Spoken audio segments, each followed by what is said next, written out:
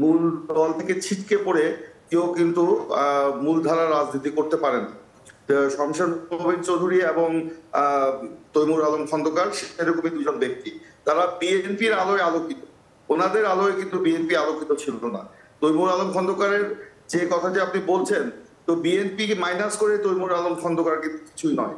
তো ওনারা বিএনপি থেকে আগেই বহিষ্কৃত হয়েছেন, আরেকজন স্বেচ্ছায় পদত্যাগ করেছেন। ওনারা যখন তৃণমূল বিএনপি নামে একটি বিএনপি করেছেন, তো সেটা তো তৃণমূল বিএনপি না, এটা সরকারের পদলেহনকারী একটি দলে পরিণত হবে বলে সবাই মনে করে। কারণ ইতিমধ্যেই তাদের কর্মকাণ্ড কিন্তু সেটাই মনে হচ্ছে। তারা সরকারের বিভিন্ন এজেন্সির প্রযোজিত পরিচালিত নাটকে অংশগ্রহণ করছেন মাত্র। এখানে জনগণ বা বিএনপির কোনো সম্পৃক্ততা নাই। তাদের এই দল গঠনে বিএনপির কোনোই ক্ষতি হবে না বা প্রভাব পড়বে না বলে আমি মনে করি। কেন বলছেন যে সরকারের বিভিন্ন এজেন্সির সাথে জড়িত? অবশ্যই আপনি বিশ্লেষণ করেই দেখেন না, ওনারা কি এই দলের সাথে আগে যুক্ত ছিলেন? হঠাৎ করে 2 দিন আগে কথা আসলো ওনারা এই দলে যুক্ত হচ্ছেন, এবং যুক্ত হওয়া মাত্রই সম্মেলনে ওনারা একটা শীর্ষ পদে চলে গেলেন। এবং এটা দীর্ঘদিন থেকেই সরকার তার বিভিন্ন এজেন্সির মাধ্যমে বিএনপিকে ভাঙার চেষ্টা করেছে, সেটা ব্যর্থ হয়ে এখন তারা এই তৃণমূল বিএনপি নামে আরেকটি দল তারা তৈরি করছে। তো কাকের পাখায় যদি ময়ূরের পেখম লাগিয়ে দেওয়া হয়, সেটা কিন্তু কাকই বলে, তাকে ময়ূর বলে না। ময়ূর ময়ূরই থাকে। তো বিএনপি কিন্তু ময়ূর, বিএনপির পাখা থেকে একটি পাখা ছিঁড়ে কাকের ময়ূরে লাগালে সেটা ময়ূর হবে না। তো এগুলো করে আখেরে কোনো লাভ হবে না।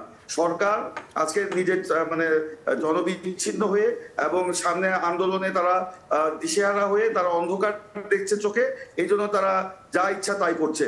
এগুলো জনগণ ভালো করেই বোঝে, এটা সরকারের প্রযোজিত নাটক, সরকারের পরিচালিত নাটক।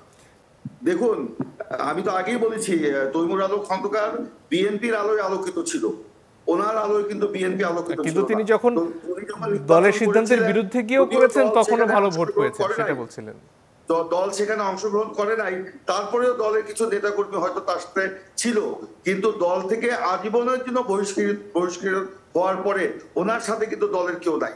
এই জন্য উনি দলের পিছনে ঘুরঘুর করেছেন, দলে ঢোকার চেষ্টা করেছেন, কিন্তু দল ওনাকে নেয় নাই।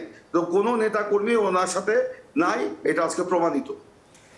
এখানে নামে যেহেতু তাদের মিল আছে, তৃণমূল বিএনপি প্রতীকের ক্ষেত্রে যদি খানিকটা কাছাকাছি হয়ে দাঁড়ায়, নির্বাচনে সাধারণ মানুষের ক্ষেত্রে কি বিভ্রান্তি তৈরি হবার কোনো সম্ভাবনা নেই? সাধারণ মানুষ এত বোকা নয়। আওয়ামী লীগ তো গত 15 বছরে সাধারণ মানুষকে বিভ্রান্ত করার জন্য অনেক কিছুই করেছে। তো জনগণকে কি বিভ্রান্ত করা গেছে? যায় নাই। তো সাধারণ মানুষ এতটা বিভ্রান্ত নয় এবং বিভ্রান্ত হবেও না। সাধারণ মানুষ খুব ভালো করেই জানে যে এটা আওয়ামী লীগের একটা পদলেহনকারী দল, এটা তৃণমূল বিএনপি নয়। এই দলের সাথে তৃণমূল বিএনপি নেই। যদি তাই থাকতো তাহলে আজকে তো সারা বাংলাদেশে সাজ রং পড়ে যেত, সেটা তো পড়ে নাই। এই তৃণমূল বিএনপি নাম ধারণ করে বিএনপি কে ক্ষতিগ্রস্ত করার সরকারের যে মানসিকতা, এটা অচিরেই বুমেরাং হবে।